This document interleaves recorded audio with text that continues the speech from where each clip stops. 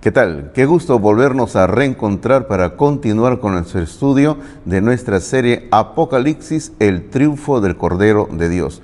Hoy nos toca desarrollar la sesión número 6, que corresponde a dos iglesias más de los capítulos 2 y 3 del Apocalipsis. Pero antes de entrar a nuestro estudio, vamos a invocar la bendición de Dios y su dirección durante este tiempo. Oramos.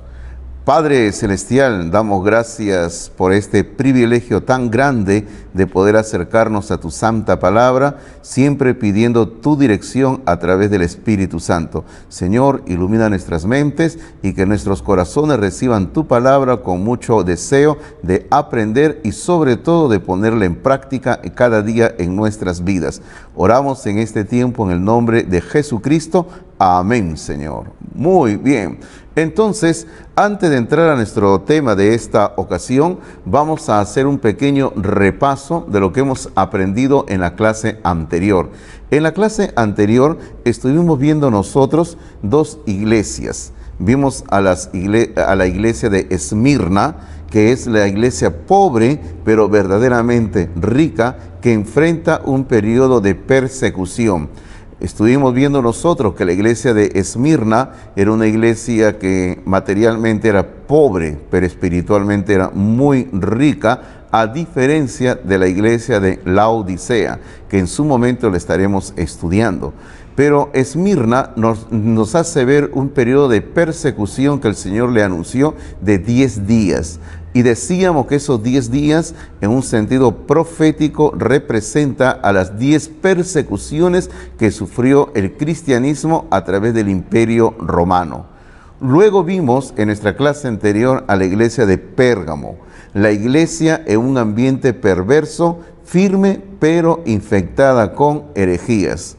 Bueno, esta iglesia es una iglesia que se mantuvo firme a pesar de las herejías, a pesar de todos los problemas que había, pero tristemente las herejías llegaron a ingresar a la iglesia y la corrompieron no solo doctrinalmente, sino espiritualmente.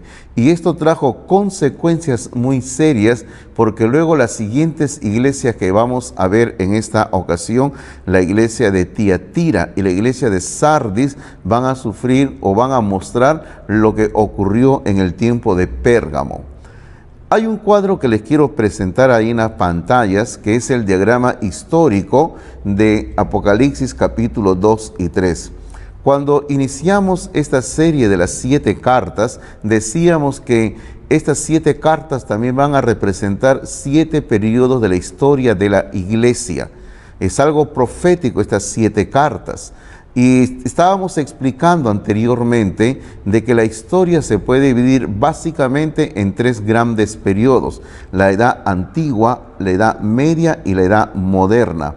Y ahí tenemos en el cuadro cómo estas 7 cartas encajan exactamente en estos 3 periodos. Hay 2 fechas ahí, el año 500 y el año 1500, que solamente son referenciales, fechas con números redondos para que tengamos como puntos de referencia.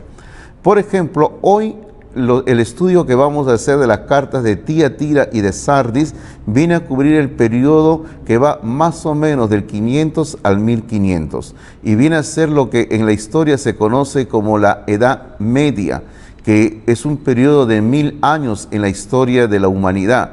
Esta Edad Media también se conoce en la historia de la humanidad como la era del oscurantismo, y hay varias razones para que se le conozca como la era del oscurantismo. Solamente le menciono alguna de ellas. Es, por ejemplo, que la ciencia no avanzó, sino que se detuvo. La producción literaria fue detenida, pero sobre todo la palabra de Dios fue quitada, escondida, por decirlo así. La religión oficial que imperaba en ese tiempo, el catolicismo romano, no permitió que la luz de la palabra de Dios se siga proclamando. Lógicamente, siempre han habido creyentes que han mantenido la enseñanza de la palabra de Dios, aún en los tiempos más difíciles y más oscuros de la humanidad. Así que no siempre ha sido una plena victoria de parte de Satanás cuando ha intentado impedir la propagación del Evangelio de Dios. Así que lo que vamos a ver en esta ocasión, en la sesión de hoy, son estas dos iglesias, Tiatira y Sardis, que van a cubrir el periodo de la Edad Media. Bueno, empecemos con la cuarta carta, que es el mensaje a la iglesia de Tiatira, Apocalipsis capítulo 2, versículos 18 al 29. A esta iglesia la llamamos la iglesia transigente. ¿Qué es transigente? Y ahí le estamos dando en la pantalla, también en el cuadro, al pie de la pantalla, le damos una pequeña definición de lo que es la palabra transigir. Es consentir en parte con lo que no se cree, justo o razonable o verdadero. Es aceptar, es tolerar. Sencillamente una persona transigente es una persona que aun cuando ve que algo no es justo, bueno, lo acepto en parte o totalmente. En asuntos teológicos viene a ser que aun cuando yo veo que algo no es bien doctrinalmente, pero lo acepto aunque sea en parte. O cuando veo que algo en cuanto a cuestiones de vida, de santidad, no es correcto, lo acepto en parte. Eso es transigir. Pero nosotros los creyentes en este sentido debemos de ser intransigentes. Cuando nos ponemos del lado de la palabra de Dios, no podemos aceptar la mundanalidad, no podemos aceptar la falsa enseñanza, porque la palabra de Dios nos da un punto exacto para definirnos. No podemos ni debemos de ser transigentes, hay que ser intransigentes. Esta carta, mis queridos hermanos y hermanas, se puede dividir en dos partes. La primera parte sería en lo concerniente a Jezabel, que va de los versículos 18 al 23. Primero mencionemos los destinatarios. ¿A quién se dirige esta carta? Al comienzo del versículo 18 dice: y escribe al ángel de la iglesia en Tiatira. Esta carta se dirige a la iglesia en la ciudad de Tiatira. Tiatira significa olor de aflicción o también sacrificio continuo. Aquí les quiero dar un pequeño resumen al periodo histórico que representa la carta de Tiatira, que va del año 500 al año 1000. Tiatira cubre la primera mitad de la edad de las tinieblas, el milenio de Satanás o el oscurantismo, lo que les estaba comentando hace un rato, los 1000 años. Esta carta cubre la primera parte, la mitad, y los primeros 500 años. En Tiatira, o sea, en ese periodo de Tiatira, Dios derramó su juicio divino sobre el mundo por la fornicación espiritual de su iglesia, que había llegado a ser Jezabel. La conquista musulmana, estos fueron algunos de los juicios. La conquista musulmana, la división de la iglesia en la iglesia católica romana y la iglesia ortodoxa griega, y la peste bubónica. En este periodo Jezabel, la iglesia católica, empieza a extender su reino por Europa. Aquí quiero resaltar una idea quizás que nos debe llamar la atención en la situación que estamos viviendo hoy en día. Dios derrama su juicio sobre el mundo a causa de que su iglesia había fallado. Uno de estos juicios viene a ser la peste bubónica. Esta peste bubónica literalmente se mantuvo aquí en el mundo durante algo de 1000 años. No continuo, sino cada cierto tiempo regresaba la peste bubónica en los países de Europa, especialmente en Europa. Gente murió no solo a miles, sino a millones. Se dice que en aquel entonces la tercera parte de la humanidad murió. Europa quedó a raíz de eso empobrecida, quedó ahora en lugares abandonados, había mucha pobreza, mucha enfermedad, mucho miedo a la muerte. Hoy en día estamos padeciendo una pandemia a nivel global. Quizás no será también un juicio de Dios sobre su iglesia, porque nosotros a veces pensamos como creyentes, ¿no? Dios está castigando al mundo, pero bueno, ¿no será de repente que está castigando a la iglesia y este castigo a la iglesia afectará al mundo? Es una cuestión para que pensemos nada más. Pero otra cosa que deseo resaltar es que Jezabel aquí en esta carta va a representar, no solamente pensemos en una persona, en una mujer, sino pensemos en que representa a un sistema religioso. la Iglesia Católica Romana, que en este periodo del año 500 en adelante comienza a exaltarse en el mundo, comienza a tomar autoridad sobre los gobiernos de Europa. Bueno, esto es lo que ocurre en ese entonces. Tiatira era una ciudad célebre por su comercio. Era una ciudad que producía muchos hilos, mucha tintorería. Hay que recordar que inclusive en este lugar mucha gente se habían hecho ricos a causa de este negocio también. Tiatira era una ciudad muy dada a la idolatría. Lamentablemente, como en muchas ciudades de aquel entonces, se practicaba la idolatría en abundancia. Y tristemente, muchos creyentes a veces vivían una duplicidad en este sentido, de que por un lado habían aceptado al Dios de la Biblia, al Señor Jesucristo, pero mantenían en secreto tradiciones, prácticas ocultas de su idolatría ancestral. Tristemente, eso ocurre hoy en día también en las iglesias cristianas, en las iglesias evangélicas.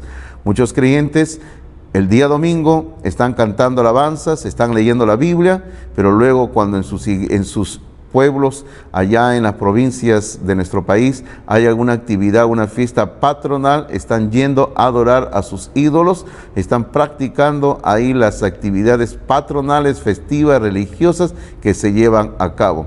Eso no le agrada a Dios. Eso es aún ser parte del sistema mundo. La identificación de Jesucristo. Usted tiene que recordar que el Señor Jesucristo, de acuerdo a la revelación que le dio a Juan en el capítulo 1 sobre su persona, Él se va a presentar a cada iglesia de una o más maneras diferentes de acuerdo a la necesidad particular de cada iglesia. Aquí encontramos nosotros en el versículo 8 que se nos dice primeramente el Hijo de Dios. Esto habla de su deidad. Luego se nos dice que Él tiene ojos como llama de fuego. Esto es porque Él es el juez soberano. Luego se nos dice que Él tiene pies semejantes al bronce bruñido. Él es el vencedor. Sencillamente, esta iglesia necesitaba entender claramente de que Jesucristo es Dios, que Él es juez y que Él es el vencedor. Es algo que todos necesitamos todos los días en nuestra vida, tener esta plena convicción. Jesucristo es Dios, Él es el juez, Él es el vencedor. Cuando nosotros estamos al lado de Él, somos más que vencedores, dice la palabra del Señor.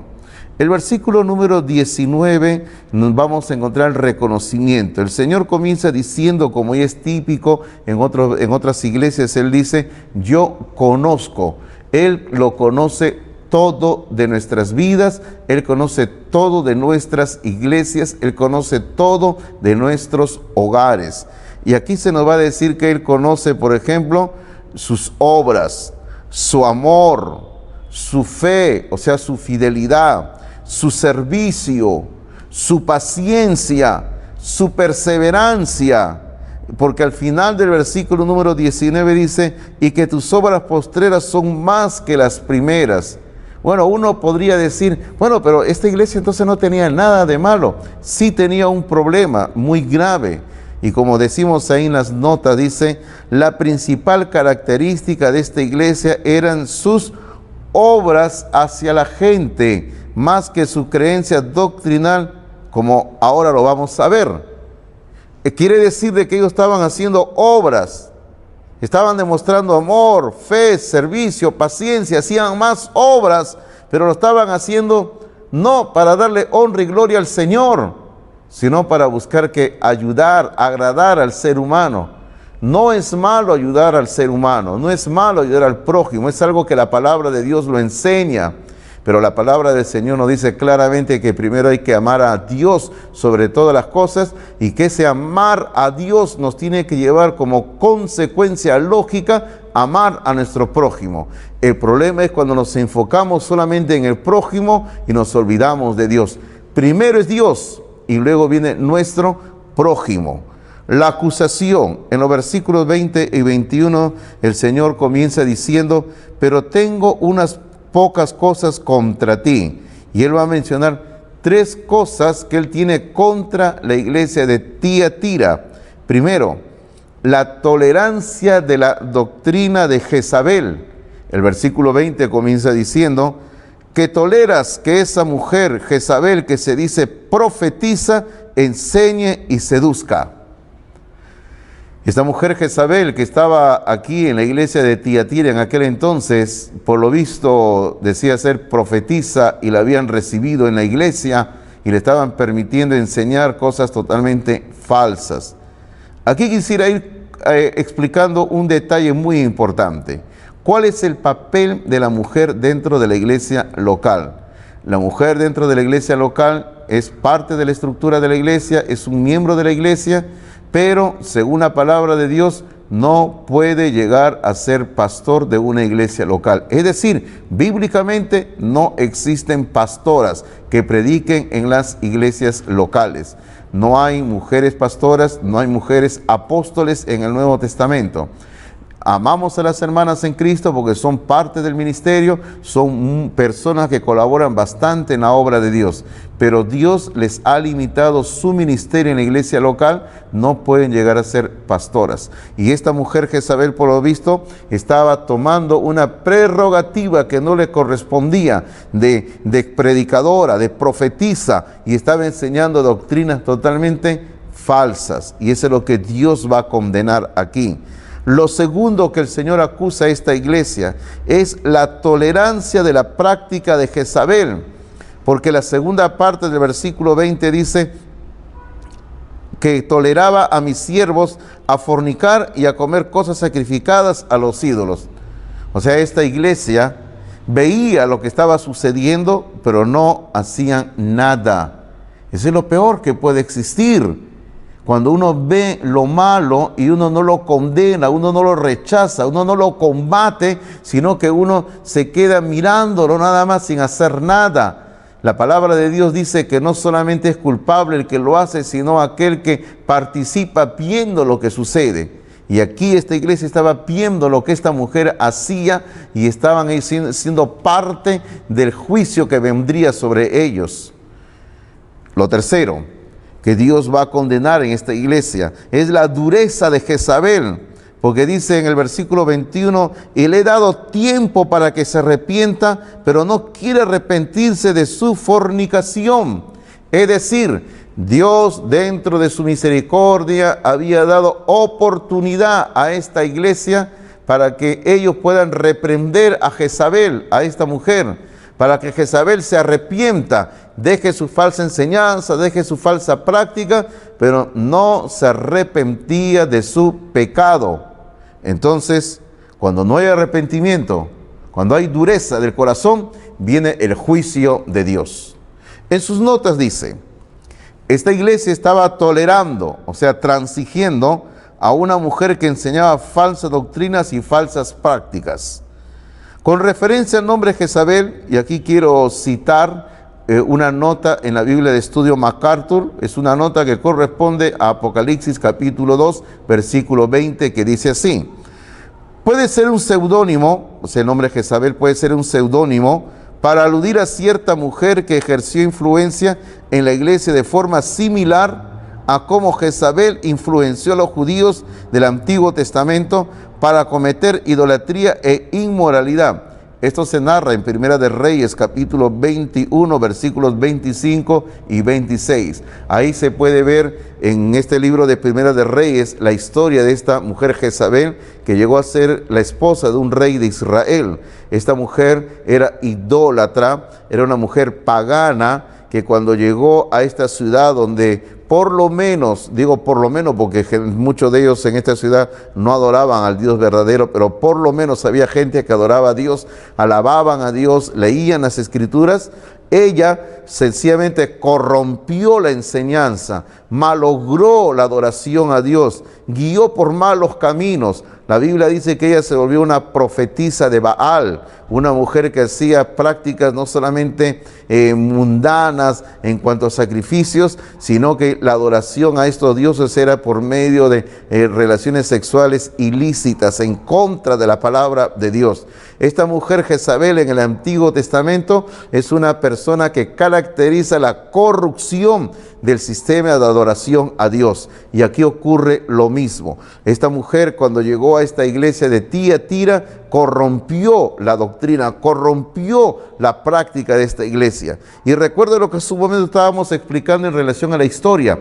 Jezabel aquí representa a la iglesia católica romana, que ya en el año 500 comenzó a tomar fuerza, comenzó a tomar poder sobre los países europeos y comenzó a controlar la política, pero comenzó a llevar la corrupción al sistema religioso a nivel mundial hasta el día de hoy.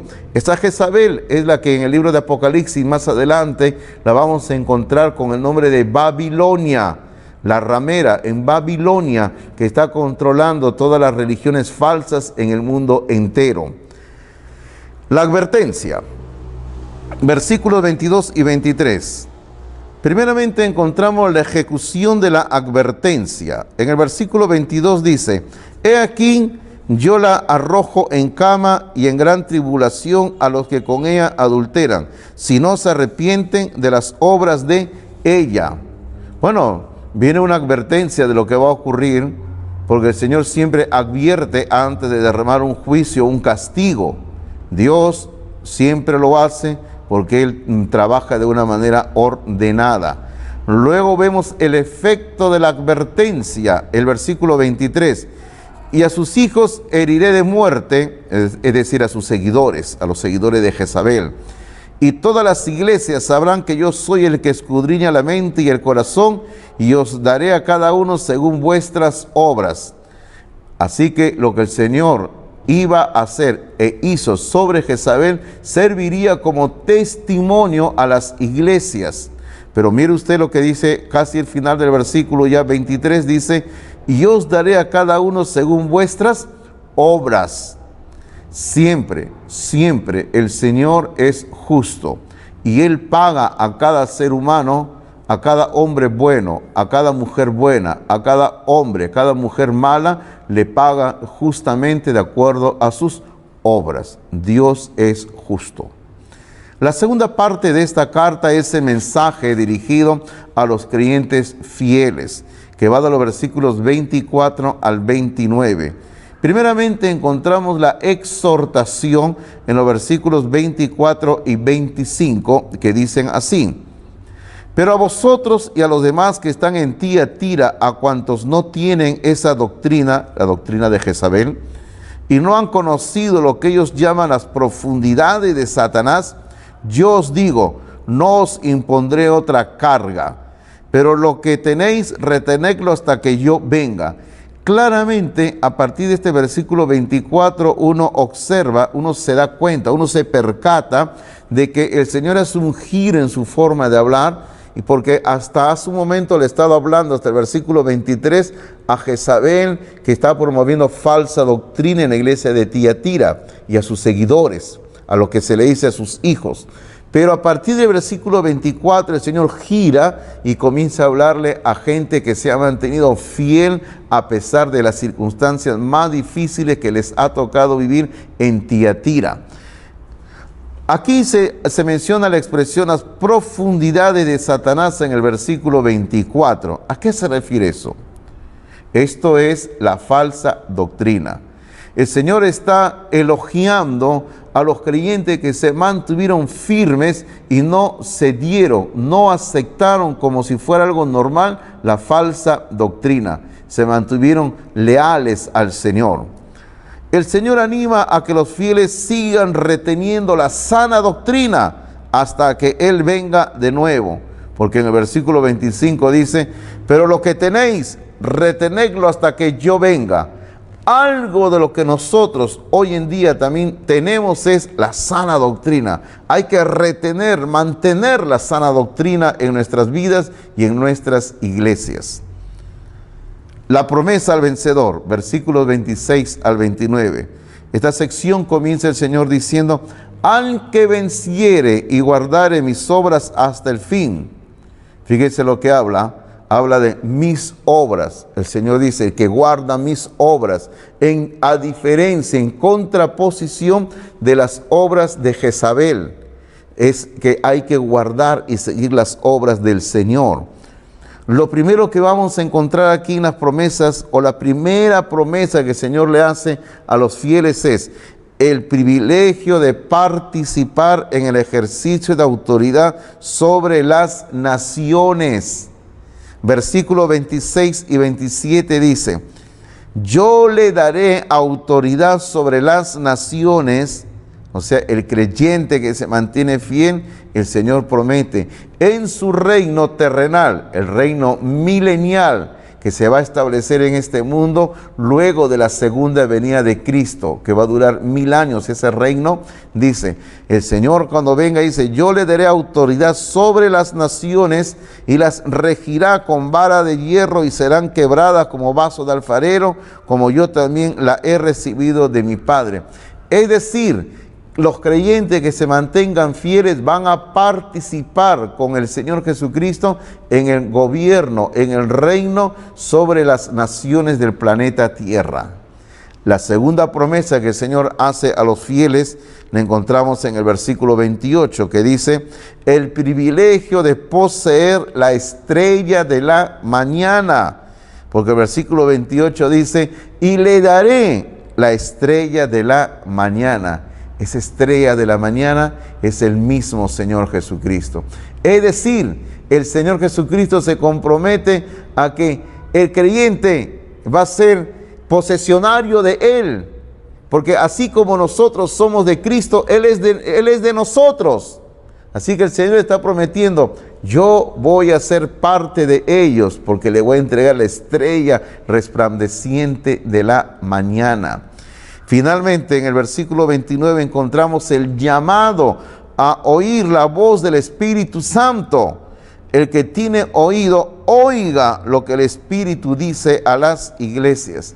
Siempre debemos de afinar el oído, no solamente el oído físico, sino el oído espiritual, para ser sensibles, como dice en el libro de Hebreos, ser sensibles a la voz del Espíritu de Dios, porque cuando el Señor habla debemos de oír lo que Él nos dice. Ahora continuamos con la quinta carta, que es el mensaje a la iglesia de Sardis, capítulo 3, versículos 1 al 6 del Apocalipsis. Esta iglesia la denominamos la iglesia muerta. Qué contradicción, ¿verdad? Se supone que toda iglesia debe estar viva en su relación con Jesucristo, pero hay iglesias muertas porque sus miembros que la integran, que la componen, también están muertos espiritualmente.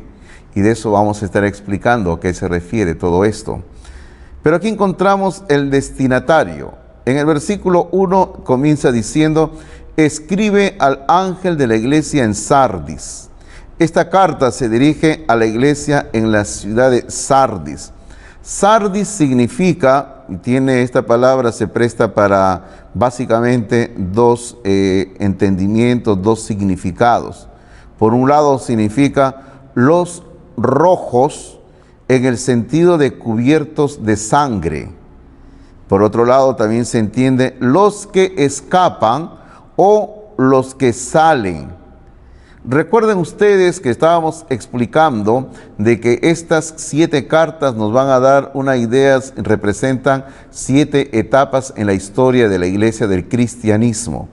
Esta carta a Sardis nos va a dar la época que es del año 1000 al año 1500 después de Cristo. Y decíamos en la lección que estamos estudiando al comienzo, de que esto tiene que ver con la era de la edad media, la era del oscurantismo. Y esto tiene que ver con rojos cuando los cristianos sufrieron muertes, fueron masacrados, perseguidos por su fe en Cristo Jesús. Nosotros sabemos y hemos hablado de las 10 persecuciones que sufrió el cristianismo, pero eso fue al comienzo de la historia cristiana. Pero en esta época, del año 1000 a 1500, el cristianismo sufrió más muertes, más persecución de la que nunca ha habido jamás. Grandes cantidades de sangre cristianas fue derramada en todo el mundo, literalmente. Y luego se habla de los que escapan, porque de todas maneras hubieron cristianos fieles al Señor que no se sometieron a los designios de Jezabel de la Iglesia Católica Romana. Ahí también en sus notas le estamos dando un resumen al periodo histórico que representa esta carta a Sardis, que va del año 1000 al 1500. Lo que sobresale durante esta última mitad de la edad de las tinieblas, o la edad media, como lo estuvimos explicando, es el martirio de los verdaderos creyentes a través de la Inquisición y la efusión de sangre en las cruzadas. A veces nosotros pensamos que la Inquisición solamente tiene que ver cuando vino aquí al Perú y se estableció el Tribunal de la Santa Inquisición, del cual tenemos un local aquí en el centro de nuestra ciudad de Lima. Pero no, más o menos en el año 1100 después de Cristo, ya el sistema católico romano había comenzado una persecución sistemática contra toda persona que no aceptara los principios del catolicismo romano. Esa es justamente la Santa Inquisición. También ocurrieron las famosas cruzadas que hemos leído, muchas veces en películas se han visto, y a veces pensamos que las cruzadas solamente se iniciaron para ir a rescatar la Tierra Santa que estaba bajo dominio de otra religión, la religión islámica, los musulmanes. Pero no es así. También las cruzadas tuvieron un efecto que persiguieron, masacraron, mataron, por ejemplo, a todos los judíos, también masacraron a todos los grupos que no aceptaban el catolicismo romano. Porque en aquel entonces, aquellas personas que no aceptaban el catolicismo romano se iban lejos y se iban a vivir a una región, y ahí se formaba un pueblo que practicaban el sistema cristiano como lo entendían, leyendo las escrituras, adorando a Dios. Entonces la Iglesia Católica no le gustaba eso porque sabía que estos grupos iban a crecer y los ejércitos que se dirigían a Tierra Santa, de pasadita, mientras iban caminando, entraban a estos pueblos que no aceptaban al Papa y los masacraban a todos. Durante siglos se llevaron a cabo estas cruzadas de tiempo en tiempo, matando a cristianos y matando también a judíos.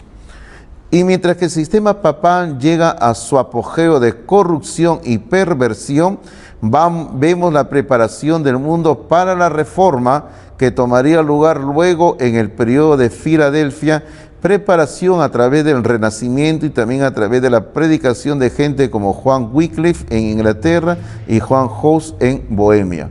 Eso es justamente lo que quiere decir cuando en la segunda sección del nombre Sardis significa los que escapan, porque ya en esta época hubieron grupos de personas que no aceptaron el sistema católico romano y hubieron líderes que son muy conocidos en la historia del cristianismo. Pero yo quiero mencionar de que en este tiempo habían grupos que luego con el tiempo se convirtieron en nuestros predecesores espirituales al movimiento bautista. La Iglesia Bautista no nació en la época de la Reforma. Ya nuestros antepasados se encontraban mucho antes predicando el Evangelio. Es cierto que no tenían el nombre de bautistas, pero predicaban la misma doctrina, enseñaban lo mismo, tenían las mismas prácticas y son nuestros antepasados espirituales. Así que ellos son los que escaparon del sistema católico romano, lo que quiere decir justamente Sardis, los que escapan. Bueno, esta ciudad se hizo famosa por 4 razones: por su comercio, por sus riquezas, por su idolatría, porque era el centro de adoración de la diosa Cíbeles, o sea Artemisa, diosa de la fertilidad, y era invocada por las mujeres a la hora del alumbramiento. Y también se hizo esta ciudad conocida por la corrupción de sus habitantes. Era algo así como una Sodoma y Gomorra, porque usted sabe que por regla general, donde abunda las riquezas, también abunda el pecado, abunda la borrachera, abunda la prostitución, porque hay negocios, hay abundancia de dinero, y todo esto lleva a corrupción espiritual, idolatría también. la descripción del Señor, cómo se presenta el Señor a esta iglesia en su necesidad espiritual. Versículo 1, en la segunda parte, se nos van a destacar dos aspectos de la persona de Cristo. Primero se nos dice que el que tiene los 7 espíritus de Dios.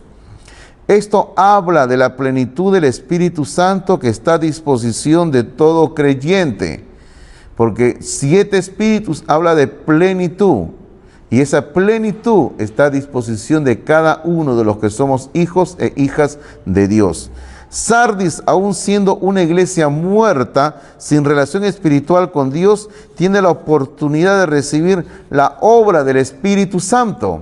Ahora, ¿por qué tiene esa oportunidad? Porque era una iglesia, eran parte del pueblo de Dios, sino que espiritualmente estaban muertos, no tenían relación con el Señor. Y el Señor le ofrece aún a ellos tener esa plenitud del Espíritu Santo.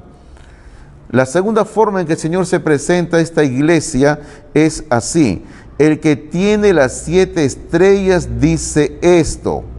El Señor tiene el pleno control de las 7 iglesias a las que se está dirigiendo. Pero el Señor también controla todas las iglesias. La iglesia de Sardis atravesaba una profunda crisis espiritual. Estaba agonizando o muerta espiritualmente. Solo el Señor, a través del Espíritu Santo, podría reavivar aquella congregación y sacarla de su letargo y decadencia. Este era el gran problema de esta iglesia. Estaban en una profunda crisis espiritual. Estaban atravesando tiempos difíciles. Y lo único que ellos necesitaban y lo único que podía darles vida era que ellos tuvieran una relación con Dios. El único que podía reavivar esa comunión era Dios nada más. Eso también es lo que necesitamos nosotros. Si usted siente que su relación con Dios está muerta, lo único que le puede dar vida espiritual es renovar su relación con Jesucristo, con Dios, nada más. La acusación. El Señor comienza diciendo, yo conozco tus obras. El Señor pronuncia una cuádruple acusación contra la congregación de Sardis. Entonces, acusación número 1. Sardis tenía una falsa reputación de vida. O sea, aparentemente esta iglesia estaba bien, esta iglesia tenía fama de que era una iglesia que era viva, era una iglesia muy buena, una iglesia quizás grande en número de personas, un bonito local, una buena congregación, una buena cantidad de personas, y de repente cantaban bonito y uno decía, esta es una buena iglesia, una falsa reputación de vida. Porque el Señor le dice, tienes nombre de que vives y estás muerto, le dice. Aparentemente tenían vida espiritual, porque habían actividades, tenían buenos predicadores, tenían programas, tenían conferencias, etcétera, etcétera y etcétera. O sea, aparentemente había vida espiritual, porque así es como nosotros, lamentablemente, nosotros como seres humanos vamos a decir que una iglesia está viva o muerta, ¿verdad? Si no tiene actividades, esta iglesia está muerta. Si esta es una iglesia que tiene muchas actividades, esta iglesia está viva, decimos. Pero así no es la forma en que Dios mide el hecho de que una iglesia esté viva o esté muerta. Lo que había matado la vida espiritual de esta iglesia. Y aquí vamos a mencionar 4 cosas que la habían matado a esta iglesia espiritualmente. Primero, no tenían una relación íntima con Cristo Jesús. Eso es lo peor que puede haber para un creyente. Un creyente necesita todos los días tener una relación íntima con Cristo, pero esta iglesia no la tenía. Lo segundo, la palabra de Dios no había florecido en sus vidas. Esta iglesia no habían permitido que la palabra de Dios crezca. Es que no tenían comunión con la palabra, no conocían la palabra. Y así que al no conocer la palabra de Dios no había crecido en sus vidas. Y esto es producto de la ignorancia de la palabra de Dios. Lo tercero, no habían permitido la obra del Espíritu Santo en sus vidas.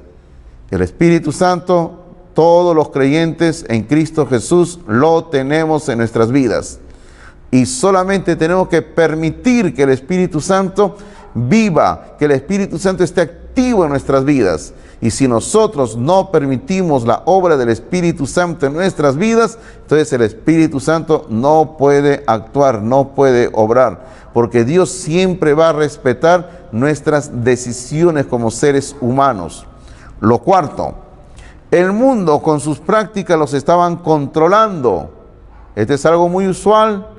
Sistema mundo controlando cristianos, sistema mundo controlando iglesias, el sistema mundo jalando a los cristianos lejos de Dios. Hoy en día también el sistema mundo hace lo mismo. Recuerden, actividades no indican vida espiritual. Actividades no indican vida espiritual. Muchos cristianos solo aparentan tener una vida espiritual porque están muy ocupados, entre comillas, en la obra del Señor. Pero actividades no indican vida espiritual con Dios. Acusación número 2. Existía una debilidad crónica en la vida espiritual de la congregación. Cuando hablamos de una enfermedad crónica, estamos hablando de que era un mal ya endémico, era una enfermedad espiritual.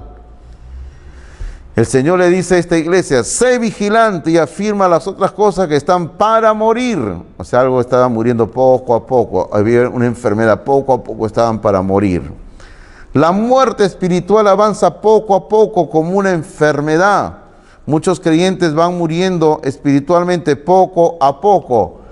Así que muchos creyentes sencillamente, al descuidar su vida espiritual, su comunión con Dios, dejan de crecer espiritualmente, y de esa manera la enfermedad espiritual los va controlando y los aleja de Dios. Mueren espiritualmente. Tristemente eso ocurre hoy en día. Y yo digo, qué increíble, ¿verdad? Porque estamos en una época, en el siglo XXI, donde tenemos tanto acceso a información, tenemos celulares, tablets, computadoras en nuestras casas, y hoy en día es la época donde hay más información a nuestra disposición. Creyentes pueden tener en sus celulares o en sus tablets no una Biblia, sino cuantas Biblias quieran, pueden tenerlas, pero no significa que la están estudiando, tristemente. El otro día yo estaba pensando y recordando que hubo una época en el cristianismo donde solamente circulaban, por ejemplo, en el mundo hispano, solamente circulaba uno que otro libro, nada más. Estaba recordando, yo el otro día estaba en mi casa pensando cómo el cristianismo por siglos solamente tenían, por ejemplo, esta novela, El progreso del peregrino. Y ellos, los cristianos, la leían y la releían y la recontraleían, aparte de la Biblia, y la llevaban junto con la Biblia para todos lados. Hasta llegó un momento en que ellos pensaban que era parte de la Biblia, en verdad. Y así como El progreso del peregrino, ellos tenían uno o dos libros más en nuestro idioma. Pero los poquísimos libros que habían en nuestro idioma que hablaban del Evangelio, los leían y le sacaban máximo provecho. Hermanos, no se trata de cuántos libros tienes ni cuántas Biblias tienes. Se trata cuán metido estás en el estudio, en la lectura de la palabra de Dios. ¿Cómo estás leyendo la Biblia? ¿Estás creciendo en tu conocimiento de la palabra de Dios todos los días? Acusación número 3 contra esta iglesia. Sus obras no se conformaban con el criterio de Dios. O sea, hacían obras, pero no era de acuerdo como Dios quería que las hagan. Porque no he hallado tus obras perfectas delante de Dios, le dice el Señor. Dios había investigado todas las obras de Sardis, porque Dios lo conoce todo. Las obras que son hechas por simple religiosidad son desechadas por Dios. Mira lo que estamos diciendo, ¿eh? Si alguien mecánicamente está haciendo una u otra cosa porque simplemente es parte de su religión, su costumbre, eso es desechado por Dios. Lo que se reprocha no es la cantidad de obras, sino la calidad de las obras. Porque no se está diciendo, tú has hecho pocas obras y tú has hecho más, sino cómo las hiciste. ¿Las hiciste para la gloria de Dios o las hiciste por simple religiosidad? Nada más. ¿Por qué hiciste las obras que has hecho o estás haciendo? Cuarta acusación contra esta iglesia. La mayoría de la congregación estaban muertos, porque al comienzo del versículo 4 dice: pero tienes unas pocas personas en Sardis que no han manchado sus vestiduras. Hermanos, solamente pocos estaban con una vida santa. Quiere decir que la mayoría estaba muerto espiritualmente. Lo terrible de esta iglesia es que solo una minoría de la congregación llevaba una vida de separación del paganismo y del mundo.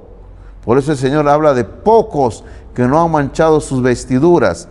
La iglesia tenía reputación de estar viva, pero solo algunos de sus miembros lo estaban.